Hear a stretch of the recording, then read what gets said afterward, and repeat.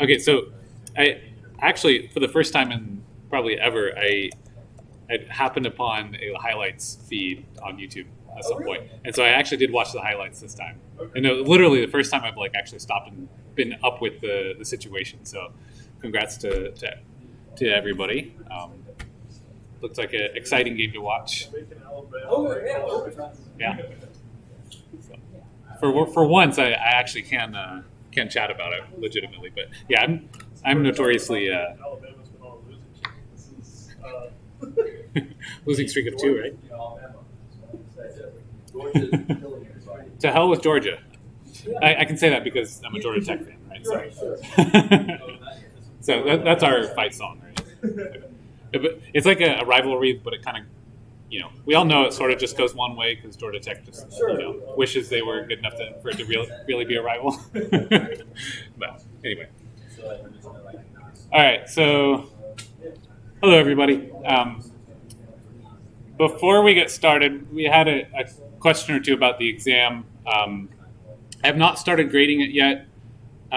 Partway through, it was I started kind of looking through and preparing some solutions while you guys were taking the exam, and I felt terrible. The very first part of the very first question was not reasonable, and I recognized that too late.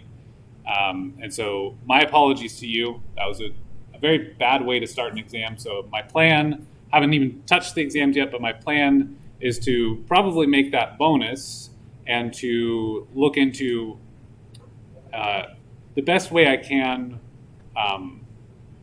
give you credit back for time lost frustrated on the very first problem when I routinely teach you to check your work to see if it's reasonable, right? So that was completely my mistake, and I'm going to do my best to restore that and just encourage you that maybe you have an unreasonable boss sometimes, and here's an example, right? So, but great. But I recognize not everybody would have done that. So if I see you spend a long time on that, and then I see you skip something, perhaps I will like completely discount the skipped problem later or something like that. So my apologies for that.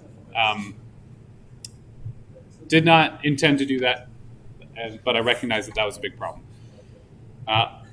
Otherwise, I think the exam was all right, and hopefully it was. But again, having that as the very first problem was much less than ideal. So I wanted to say that. I will try to get the exams underway this week and perhaps back to you at some point next week. We'll see what I can do. Okay, so with that, today, and we can take a quick look at our syllabus, I suppose.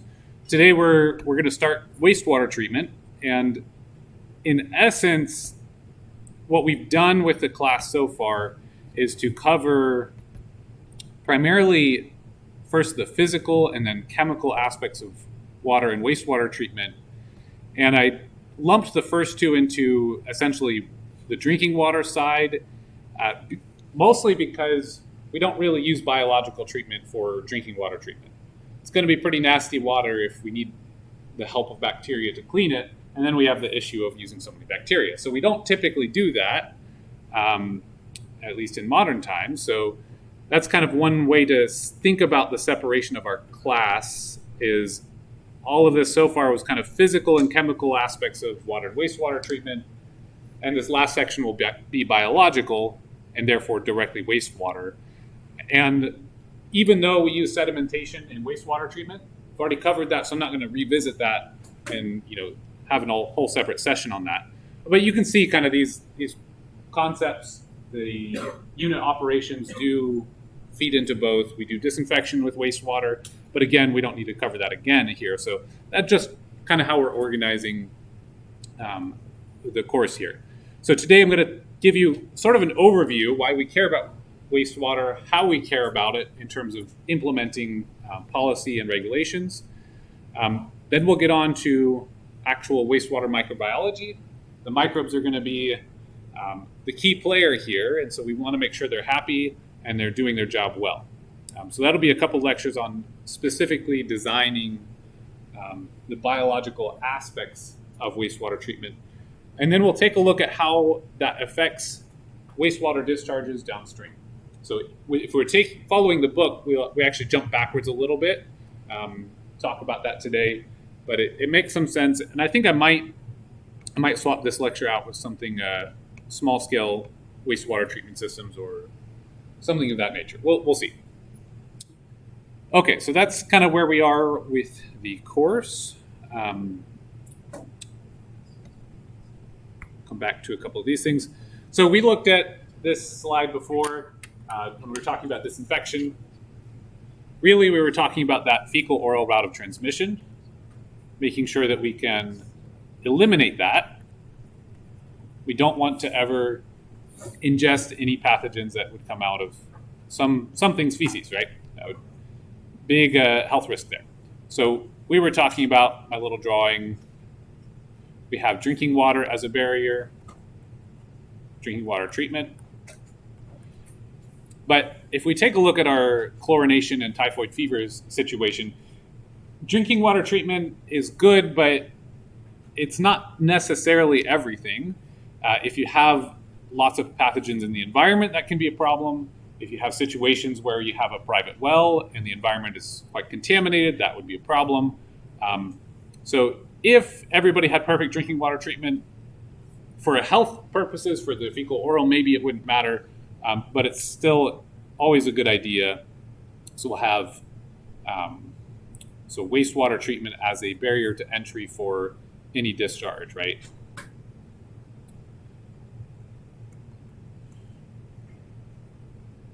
So we have sewer systems, we want to clean it, and that's essentially where we're at here.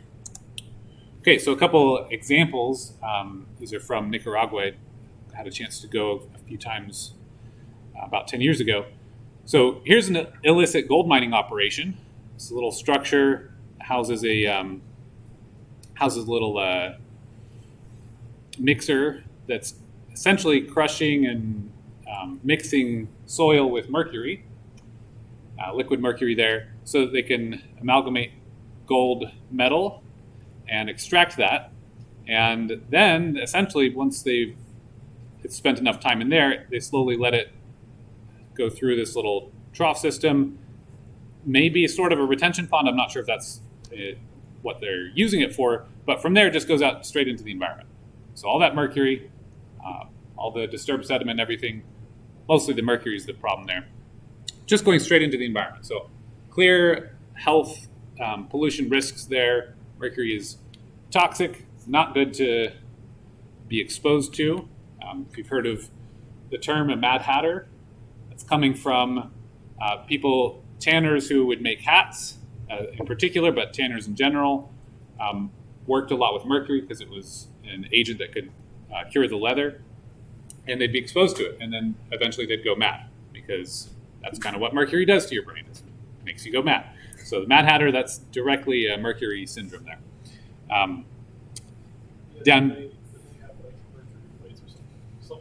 What's that? I'm trying to remember other things behind it. Like, did more plates made out of something else? Way back in the game. So for plates, you'd have lead from pewter plates leaching out, especially if you have something like acidic, like tomatoes or something, could leach out the lead. Similar problem, different metal. Down here on the left, this is looks like radioactive green or whatever. It's actually technically algae, and this is a wastewater discharge flowing through a landfill. And so just by this blurry picture here, you see some really serious health concerns with people making use of that as a way to find recyclable metal and stuff from this landfill. So all sorts of exposure issues there. And if we were to pan out, this flows straight into a river nearby. And the impact on that river is exceptionally obvious. Now, the color is bright green here because it's actually algae. So it's coming from what we would call a waste stabilization lagoon. It's not a high level of treatment, but it is some treatment. And they've just got tons of algae growing in there, or cyanobacteria. Okay, so kind of big picture of the wastewater collection system and how it fits into our standard water systems.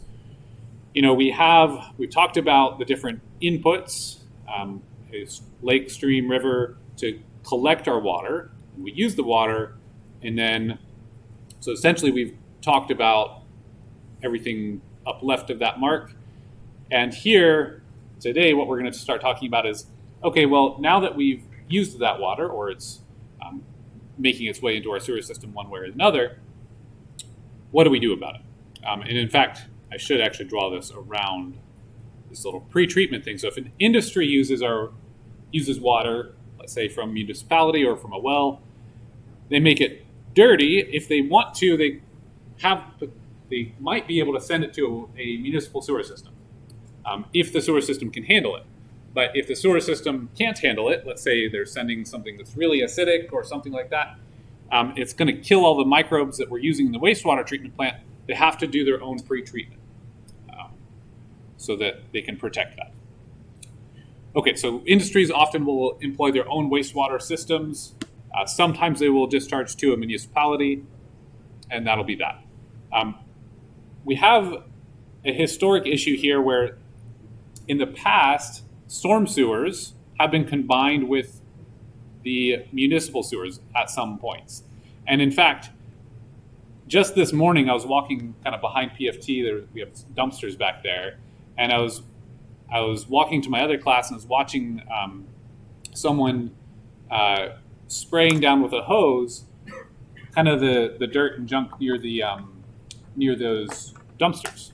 It gets pretty messy. Trash gets picked up. Got this garbage juice leaching out, right? Gross stuff, and gonna wash it down into the drain. And what this person probably didn't realize is that drain feeds straight into that creek that's running kind of underneath campus. We've basically paved over that creek and kept it channeled. And if you walk by it and you look, there's usually fish and turtles and things living in there, swimming around.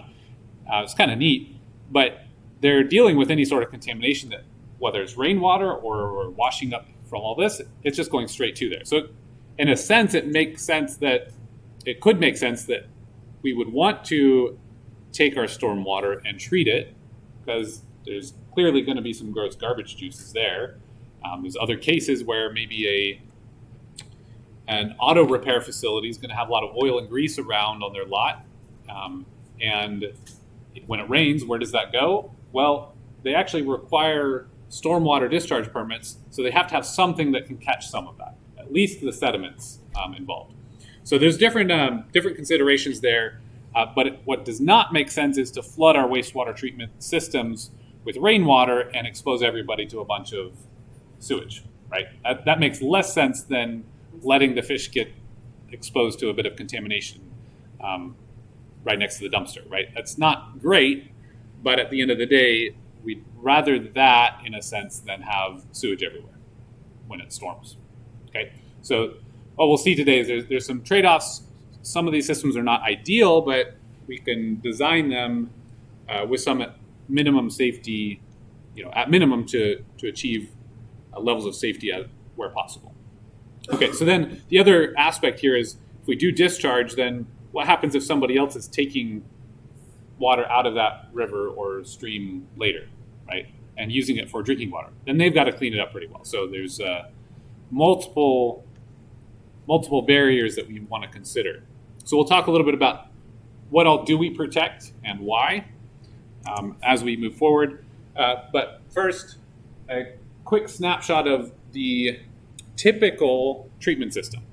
So a typical wastewater treatment system would, in a sense, comprise the collection system itself, right? We have to make sure our sewer lines are properly operating so we can collect that away from your homes, right? In Baton Rouge, we don't have much elevation change. In a lot of places, you'll use gravity to have the sewage flow towards the sewage plant, have a few pumping stations as needed. Here, we have lots of pumping stations. You'll see them all over the place once you start looking for them. If you see some sort of like fenced off facility looking thing in the middle of, wherever at the front of a neighborhood or something, and you'll see like a PS 499 or something. We've got one near campus. It's a pumping station number 300 or whatever. And these are to literally pump our sewage towards the wastewater treatment because Baton Rouge is so flat for most of it. So we have pumping stations where needed. We'll talk a little bit about the some challenges for debris in that regard in a few minutes. And then we have the screen and grit chamber next, just like we would in a an intake for a drinking water treatment plant. We want to screen out anything that could harm our plumbing further in. And by the way, the other thing about the pumping stations is if there's ever a hurricane that knocks out power or a storm that knocks out power, they should be equipped with a generator that would automatically kick on and continue pumping. So I remember last year when Ida came through, the pumping stations had been on my mind, and so when I went out for a walk through my neighborhood the next day, we didn't have power. I made sure to go and listen for that generator at the pumping station, because if not, I'd try to find somebody to call. Because last thing I'd want is for our neighborhood to not have sewage being pumped away from it. Is that? But I don't think I have a generator big enough to power that. Yeah, but so it's a kind of a gross thought, but something maybe interesting to think about how infrastructure works, right? Okay, so once you get to the treatment plant, we would call that first screening system, get all the large particles, the junk, whatever you can, the non-flushable, flushable wipes out, and then we'll have primary sedimentation. So we'll come back to that. Flushable wipes are not flushable. What? Why do we have this false advertising? It's false advertising. I mean, they can say it. They don't have to, clean out the sewer systems. So they can say it if it. I mean, toilet paper. I mean, paper towels are flushable. You could probably get a pen to flush down the toilet. Should you? Probably not. Is it flushable? Okay. What's that? Yeah, paper towels will clog the pipes for sure. You might be able to get one through them, right? But does that make it flushable? I think not. Okay, so the screen and grit chamber here, plus primary sedimentation, we just call it primary first round, right? And that together will be what we call primary treatment, which is kind of that first rough treatment step. It's going to get something like 20 to 40% of the degradable organic matter out. We'll talk more about that in a moment, but this biological oxygen demand, BOD, is something we'll talk a lot about. And that's going to remove a little bit of it, but it's not a huge amount. It's mostly that it's just settling some settlable stuff that cleans it up a little bit. So if no other treatment is possible, primary treatment is something. And the Detroit wastewater treatment plant handles more water than probably any other treatment plant in our country. They have a permit such that during snowmelt times and huge flow rate times, because they also had issues with storm sewer systems, they would get upwards of 2 billion gallons per day that they had to treat. And a typical medium-sized treatment plant is probably doing 20 to 30 million gallons per day. So 2,000 million gallons per day. And they actually only have capacity to do the primary and secondary on about 1.2 billion, I think. So they have millions of gallons per day, hundreds of millions of gallons per day that they're allowed to just get away with primary treatment because they just simply can't do anything better.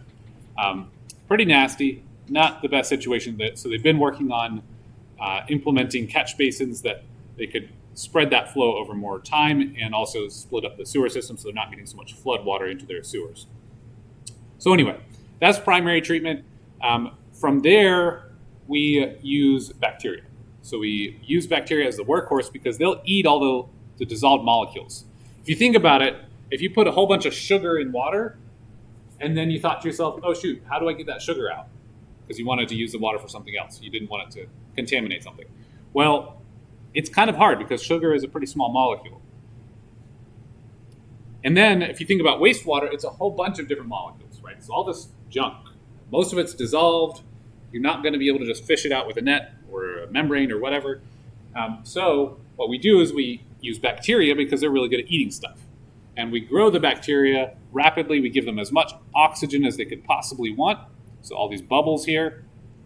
And that's going to mix it pretty well. So this is going to be a well-mixed system. We can sort of operate it sometimes like a plug flow in terms of just giving it a channel to flow through. But usually it's closer to a CSTR.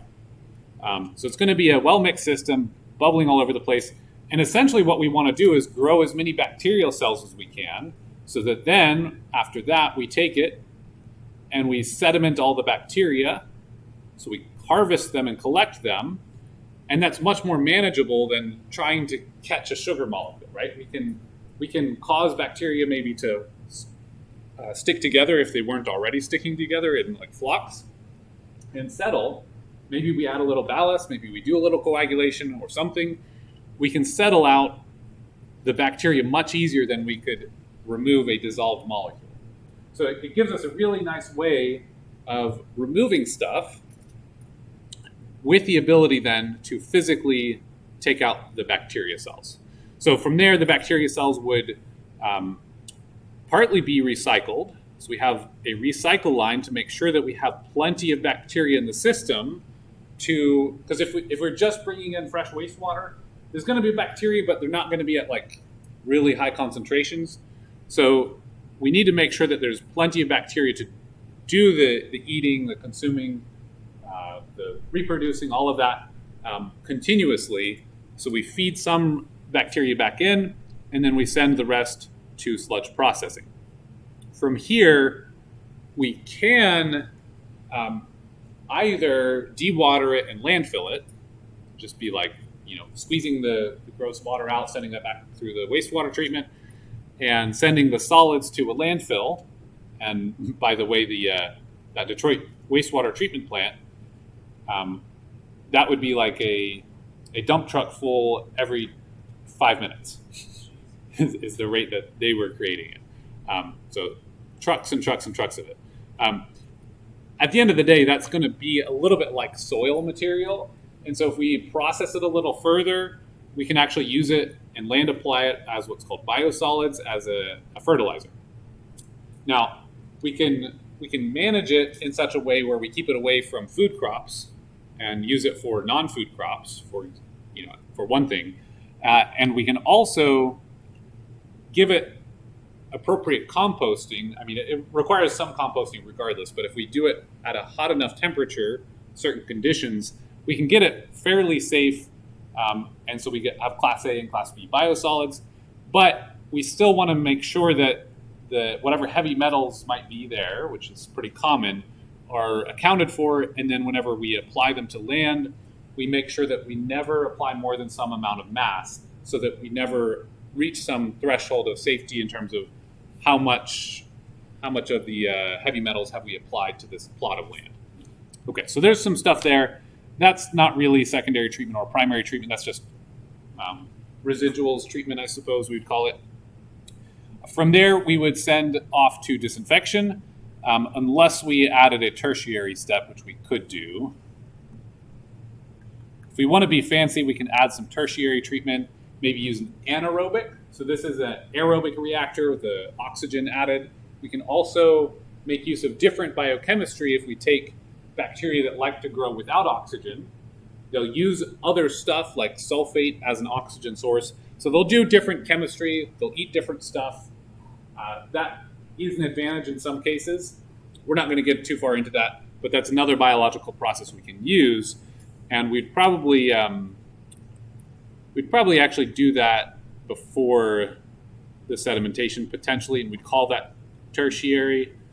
Really, I guess it would depend on the system and what kind of bacteria we'd want. But we could do tertiary and then come back to disinfection. So then we disinfect. That could be ultraviolet light. It's pretty common.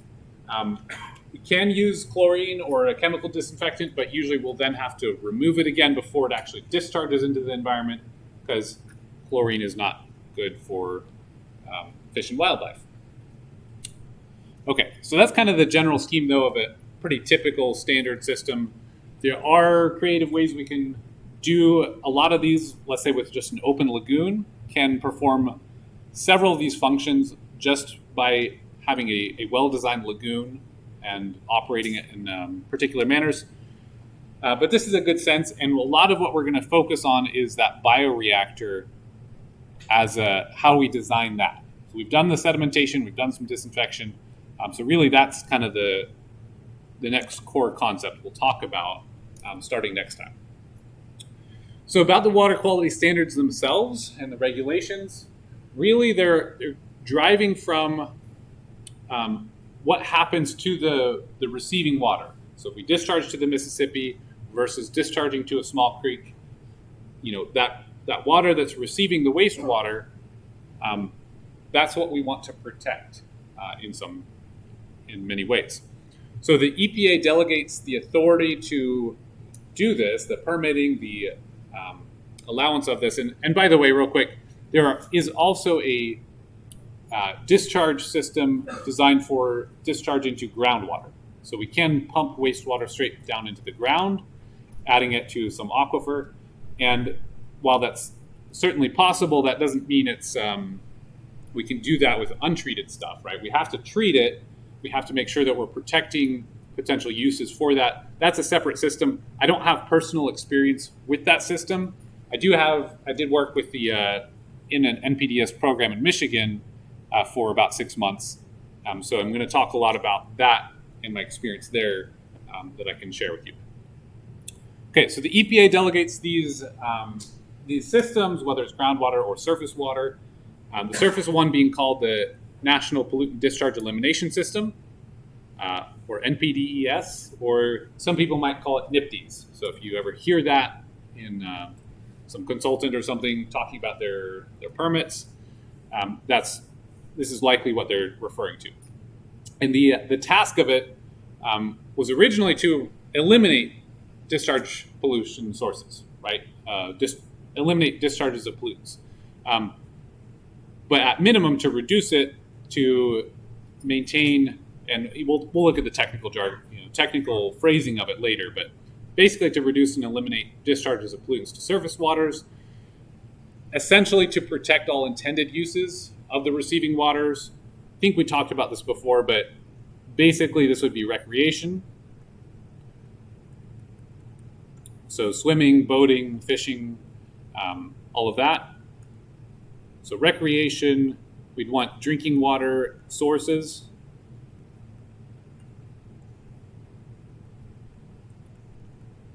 So we want to protect it as a source, potential source for drinking water, and navigation. Turns out navigation is one of the first things that drove any sort of water quality type standards was navigation. So we'll talk a little bit about that. Okay, the other thing that the permitting system does is it acts a lot like a driver's license. If you have a driver's license and it's valid, you are allowed to drive under certain regulations, right? You have that legal authority.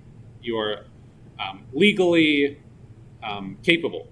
And so nobody can stop you and say, hey, you're breaking the law for driving this fast or whatever. I mean, assuming you're following the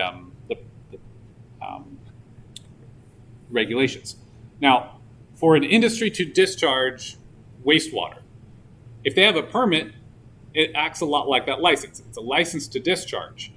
And there's an interesting effect here where that's actually very good for industries generally. You might think to yourself, well, one company might start complaining, oh, we have to do all of this, spend all this money to treat our wastewater. It's not harming anybody, blah, blah, blah. Well, the thing is, let's imagine a textile industry. Let's say this company's making socks and they're dyeing them different colors. Okay, so they've got a water stream where they're dyeing their socks, and then they have to wash off the residual dye afterwards. So they have this wastewater they've created to get the excess dye off of the socks. They've got a wastewater stream. It's full of this dye, different types of dyes, and they need to then get rid of that wastewater. So if they didn't have a permit, then essentially what they would have to do is they would have to protect themselves legally by ensuring that their discharge is not harming anybody or harming something that people care about, like the natural environment, right? So they could be liable if they poison somebody, right? They could be sued if people thought they were responsible for a fish kill in the area and they wanted to go fishing, right? That's a harm. So things like that, right? Now, maybe they'd be willing to conduct a scientific study to say, no, these are not toxic to any of these species here in the amounts we've discharged, and here's our records of how much we've discharged and all of that. They would have to come up with all of that on their own, and that, I think they just probably stop making socks instead of going through all that, because that would be exorbitantly expensive to pay for that amount of research and all of that, and document and everything. So instead, if they can get a permit, then the EPA gets that responsibility to say to them, okay, if you follow these specific rules, then you are safe. And so then that industry is no longer liable.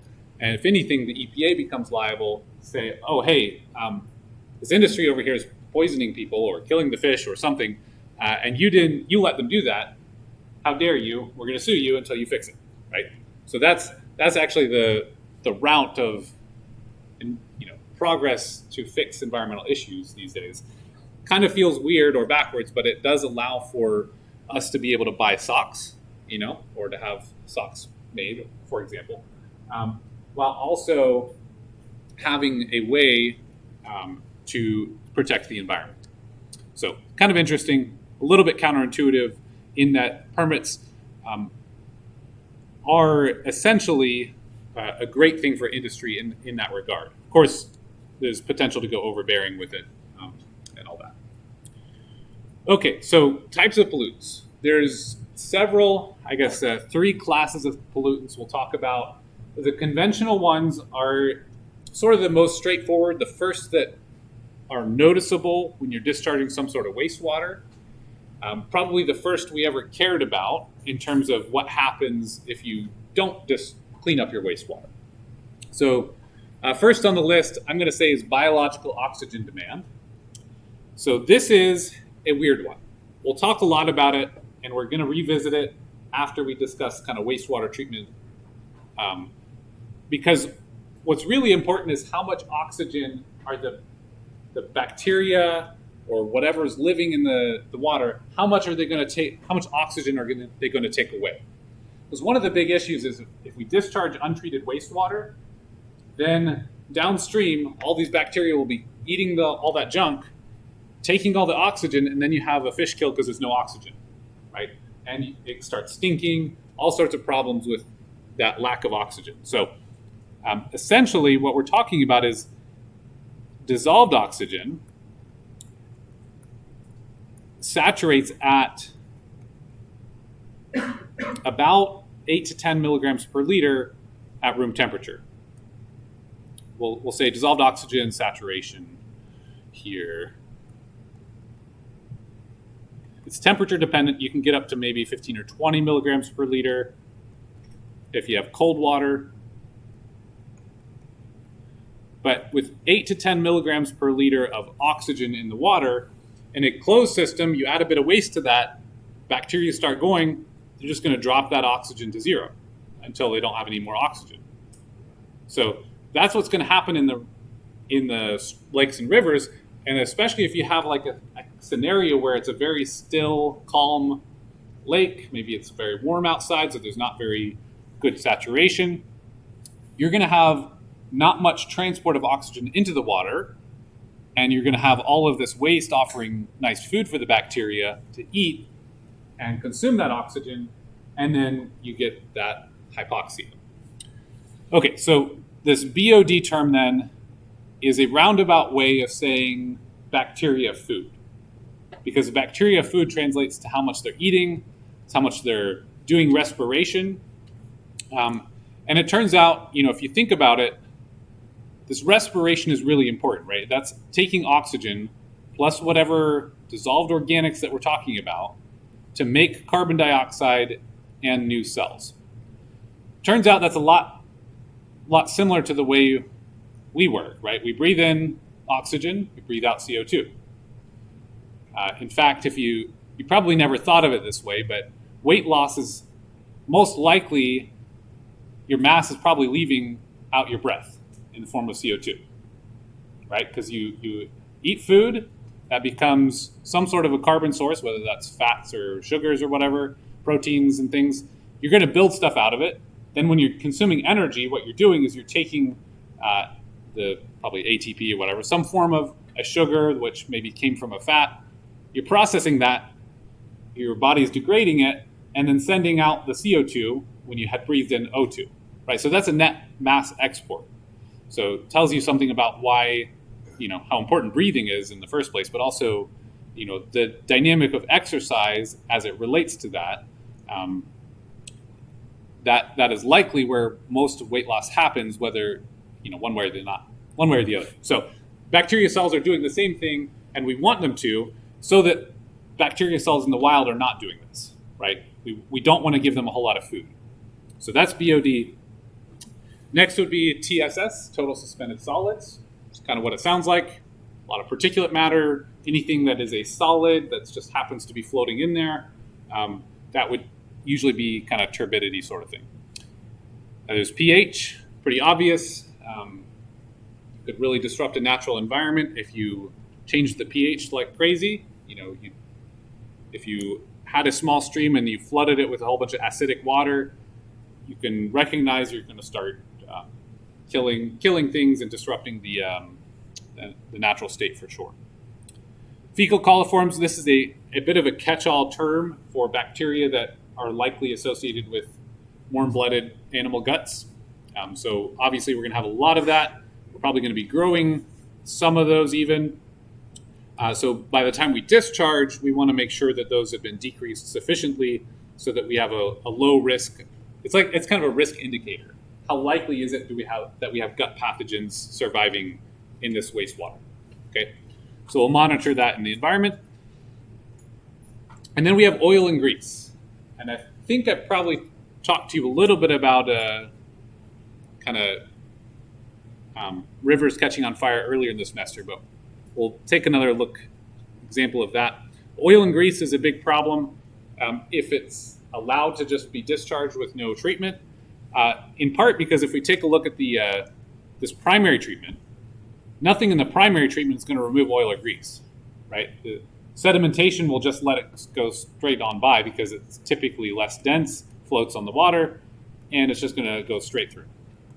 So conventionally, that was an important one because we don't want rivers catching on fire with situations where you're trying to put out a grease fire with water and more grease.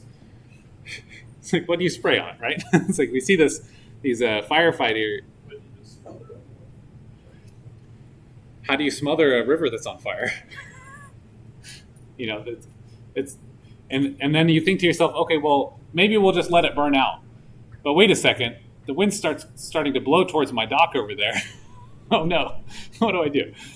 I don't actually know the answer to the right way to fight a body of water that's on fire, a fire on the top of a water body. I'm certain though that it's challenging and not ideal. So I've got a little example here. Try to pull up. So this is a more recent example. Maybe I showed this to you already.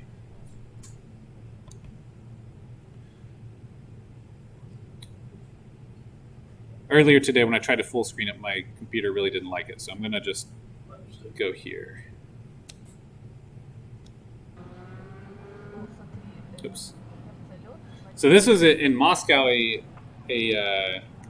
oil pipeline or something going under this river burst and then caught fire. And you can kind of see the scale of this is just pretty insane, right? So we definitely don't want to make that a situation that's at all possible with our by discharging wastewater that's not treated, right? So, yeah, I think I mentioned that to you in the context of untreated waste from like auto industry and stuff like that, right? So, literally used to happen with some frequency, which kind of helped promote the founding of EPA and all that. Okay, so we've done conventional pollutants then. It kind of makes sense. They're the most direct or obvious ones. We also have toxics. I guess that's also kind of obvious, but if you're killing one particular type of frog, you might not know it unless you're studying it. So it's maybe less obvious in that manner. But toxics, including heavy metals and organic compounds, maybe that's heroin in the wastewater, or maybe that's pesticides, whatever that is. We have specific ones, and most of the time when we have this, like we have a list, this is actually more so a list of toxics that we know industries tend to discharge. So like dyes in a textile industry, right? So we'll have maybe a list of dyes, something known about their toxicity, so that we can know something about whether or not it's okay to discharge some amount. Would dictate kind of the treatment level. And then there's non-conventional, which is, I guess, everything else, right? So this would be things like chlorine itself. You could call it toxic maybe, but we put it in our drinking water, so it doesn't really fit very well. Stuff like ammonia, nitrate, nitrite, so nutrients essentially that could be an issue. Sometimes you might have a case where you are discharging a lot of phosphorus, let's say, and the natural body of water that receives it was kind of starved for phosphorus, but had a lot of other nutrients, including food, like just general bacteria food. Add the phosphorus, and suddenly you have a bloom of algae or bacteria, and then they're consuming all the oxygen, and we get the eutrophication or hypoxic situations. So some of those can be a problem, but we call them non-conventional because they don't fit in toxics or conventional. Okay. All right. So I want to take a moment to kind of give you all the stuff you need to know about primary treatment. Well, we already talked about sedimentation, right? So we've already spent a couple lectures on that early in the semester. From there, we're going to revisit this flushable wipes situation. It's pretty self-explanatory. I'll show you this video and then give you an example of the mechanical screening in action. So let me come back to here. This one seemed to work fine. So we're gonna full screen this and explain why flushable wipes are maybe not so okay.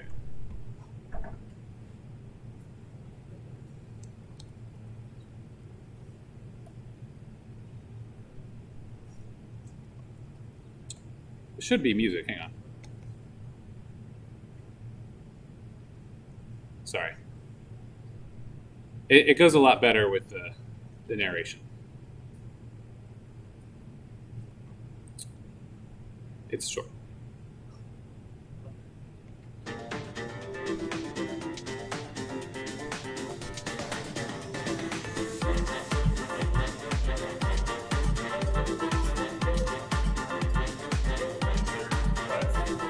So-called flushable wipes getting stuck in the sewer systems. I have never seen one dissolve. They have to remove them on a daily basis.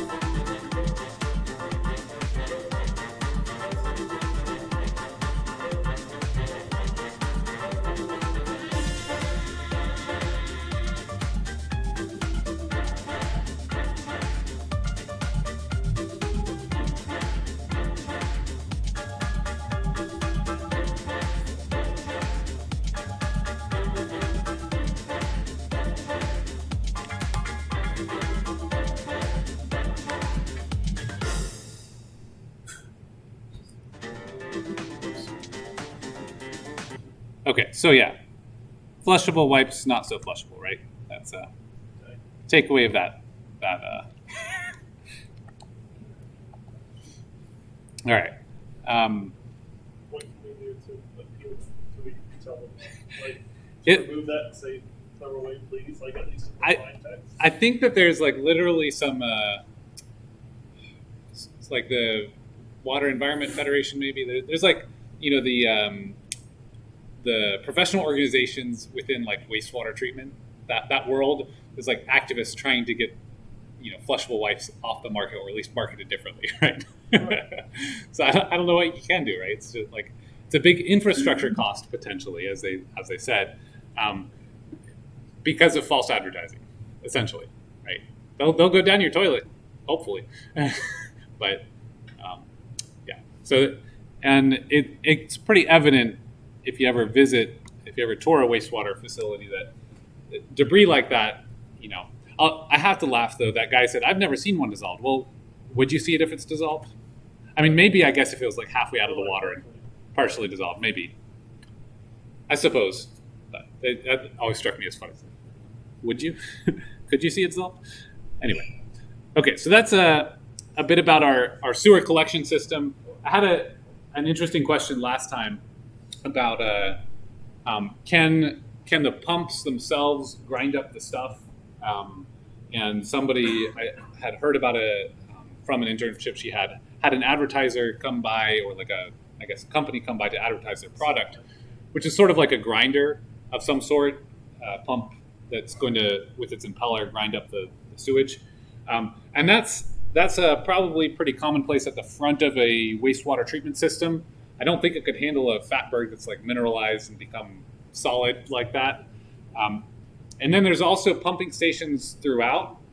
Mentioned this earlier. We have pumping stations, all over the place here, and they may play a part in that. But still, I think they're probably going to have some protective casing so that they're not going to encounter a fatberg that just tears up the entire impeller.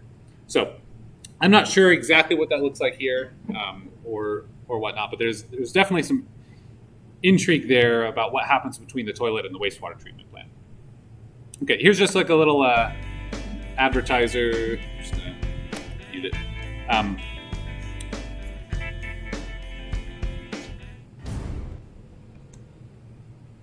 This is, I'll skip forward a little bit. It's just a little video of how their automated grit removal chamber works. So this is pretty typical. I've seen some like this. You can design it in all sorts of ways, I'm sure, but this is a pretty simple one. You have this screen rack and an automated catching thing that will take the particles, the debris, and kind of move it up and away, and ultimately deposit it in a maybe a trough there, and then they'll take that. How does it move back down without pushing? It might push everything. It might push the debris down to the bottom, but it'll have some catch system or something like that. Take it back? Yeah, so that it can then pick it back up afterwards. They might also have a system where it like kind of reaches through the prongs or something, a little bit like a fork system, maybe. I don't know. So pretty straightforward. You'd take that, you'd collect the trash, and then it just operates pretty much 24/7, right? And then you have to manually clean up the area around it. It gets pretty messy. Stuff will just fall around and stuff. So it's I walked through the that part smells terrible too, because it's just like junk gets everywhere and all that. I walked through the Detroit's entry chamber like that. There's just a mess everywhere. It's like 10 or 15 of these just operating at all times, each with their own little dumpster thing. I meant to tell you earlier, complete non sequitur here, but I posted the Flint water crisis resources. Since it's up here, I'm just going to say it. 2 papers that I found interesting. They're both by Mark Edwards. He's the Virginia Tech researcher, professor, and he gave his own lecture here. It has a very interesting perspective on the whole situation, and our slides there. We are now here, and I have also posted the Permit Writer's course manual that I will talk to you about in a moment, and that link to the Cuyahoga River. And with that, we're going to get back to it.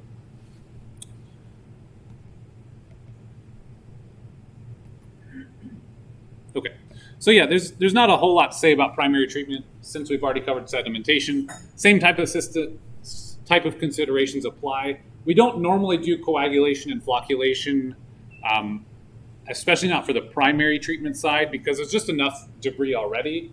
You're just going to use gravity for what you can do, get the bacteria going, and then the bacteria will kind of do some flocculation by themselves, just by the nature of bacteria like to stick to things. They'll end up sticking to each other, create flocks. Sometimes we'll add what we call ballast, which is probably just a bit of sand, to that to help catch them and sink them.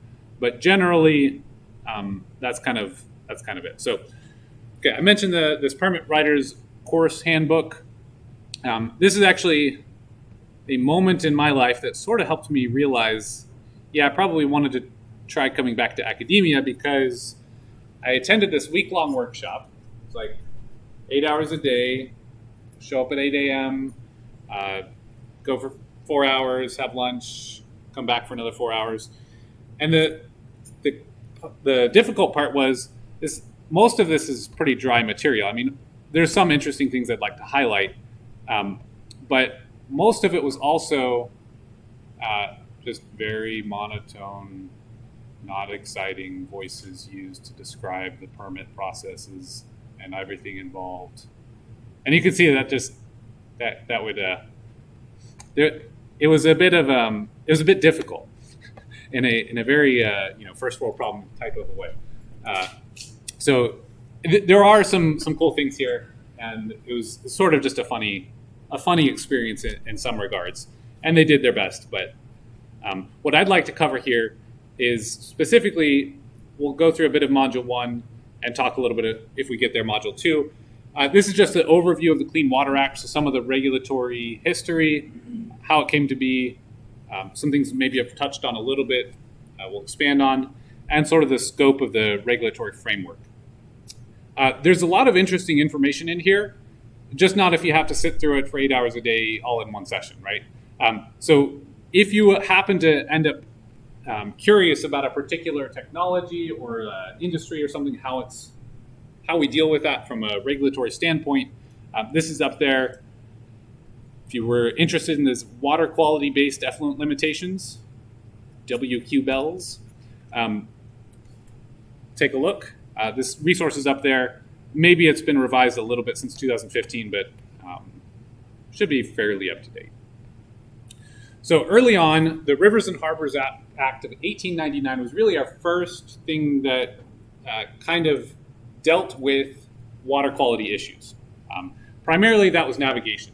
And if you think back to those times, I'm sure they had some water quality issues generally, but perhaps not the knowledge to know exactly what the issues are, how to deal with them, and there just wasn't as many people around, right? So a bigger, more pressing issue than direct environmental impact was probably how to get people to places and get things to places. So navigation was really important, and so it kind of makes sense that was the first step there. 1948, the Federal Water Pollution Control Act, that also dealt with navigation, also started to talk about some human health concerns. 1965 Water Quality Act. I think this is where some states decided, or were creating a fuss saying, hey, that state upstream from us really contaminated our water, and that really sucks because we need that, right? So at some point, I think the states started bickering, and so there was some federal action here that required some sort of standards between, for interstate waters. Okay, so I'll read a couple snippets here. So this is August 1st, 1969 article in Time magazine. Some river, chocolatey brown, oily, bubbling with subsurface gases, it oozes rather than flows. Anyone who falls into the Cuyahoga does not drown, Cleveland's citizens joke grimly. He decays.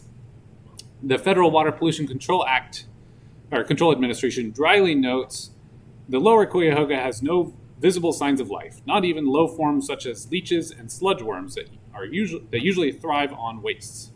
It is also literally a fire hazard. So that picture was 1952. That article was 1969. So they were very aware that that river in particular was a fire hazard and kind of a cesspool in a sense. So following that, EPA and the RAPP were formed in 1970, both by executive order.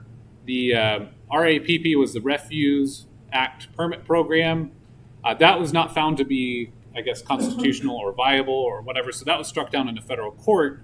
And so then Congress began to fashion a legislation accordingly that could meet the appropriate requirements. And so, maybe that's kind of a neat thing that we see a good direction with the urgency of that executive order, but then, okay, put a stop to it and let's do it right based on kind of the congressional approach for the legislative branch. Seems to have worked all right because in 1972, we now get what is our current program, right? So that's something maybe to take some comfort in. Sometimes, the slowing of progress or, something that might be concerning in the moment, over time, our system does a decent job of hammering things out to be a better, more balanced form.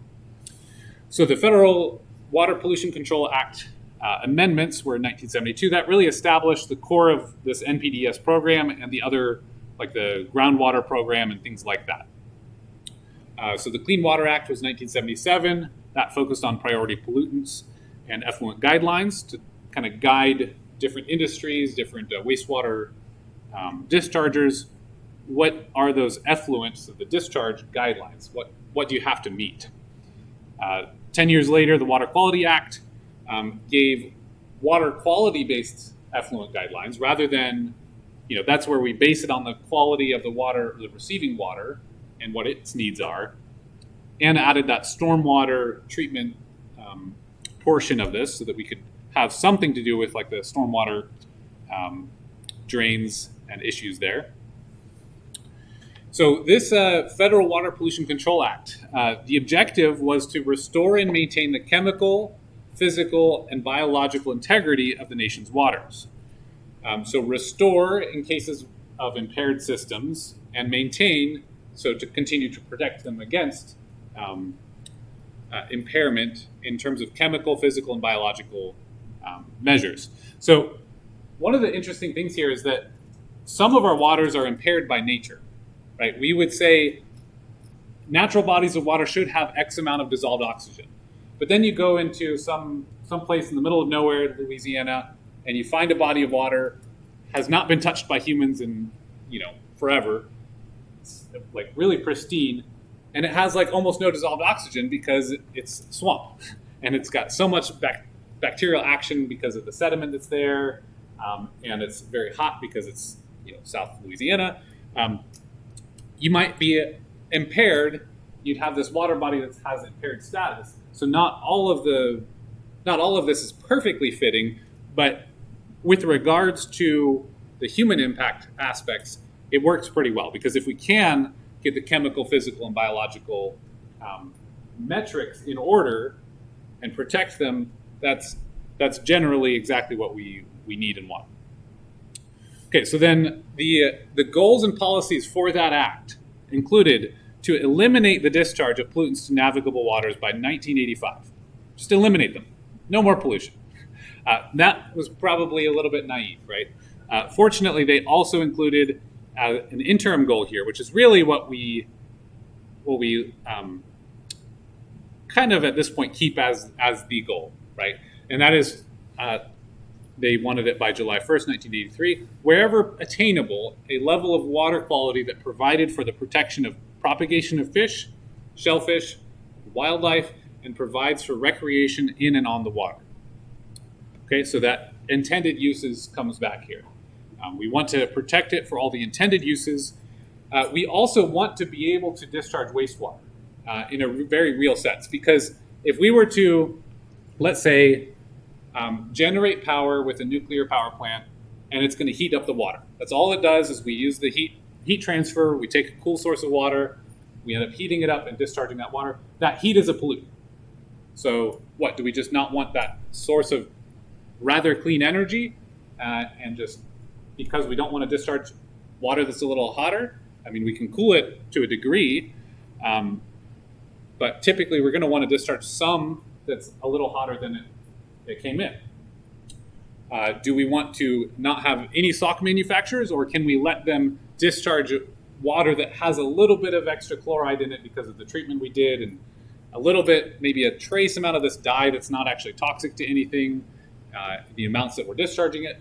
Maybe that's a lot better, that we can have clothing and have that small amount of pollution while also protecting for all these shellfish, wildlife, all of those aspects, even though we're having some human impact, right? So there's that balance there that is quite important. So eliminating altogether just doesn't really make sense.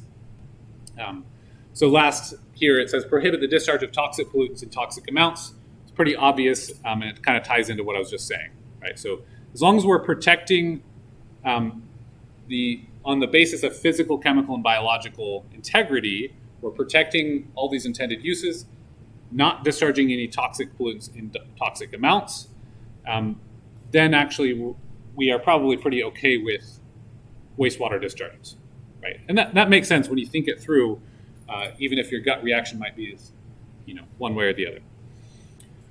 Okay, just a little bit about these permits themselves. Typically, they're 1-year permits, especially for the bigger permits. Their maximum is 5 years, and that would be more for like a routine stormwater permit for a little oil change station, right? They need a permit, they get a permit, they operate for 5 years. That was kind of my first job there, was to like check through these 5-year permits and just make sure the paperwork is in order and put it into the system. I called it shoveling paperwork, was kind of my job, right? I really just wanted to use a calculator, but there was none of that. So needless to say, it didn't keep me or use my skills very, very much. So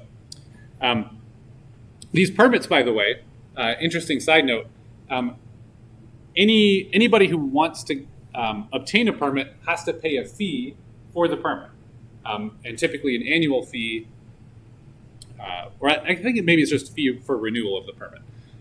But the fee is actually based on, in some degree, how big their operation is. So the Detroit wastewater treatment plant, I think, might have been a couple $1 million every year for their permit. So it might have even been more than that. So it can be quite substantial. Of course, it's scaled based on the industry, all that, the amount of discharge. But what that does is that allows for a funding situation so that the permit writers and the enforcement, all of that is technically funded by these permits themselves. So it's within the state, it's essentially a self-funded entity that this program can fund itself by dealing with all of these things. So it's actually paid for by the companies that are wanting to pollute the environment, essentially, right? They want to do it safely in the right manner, so they'll follow this permit and work with the permitting agency. Okay, so every state is authorized, but not every state has accepted that and developed their own program. There's a few states that the EPA still manages themselves. Tribal territories they're allowed to do it. None of them have done it, last I checked. Okay, a few other things about it. 1976 was the first creation of this priority pollutants. I could scroll through and we could look at a list of them. It's, auto industry stuff. You might have like benzene, xylene,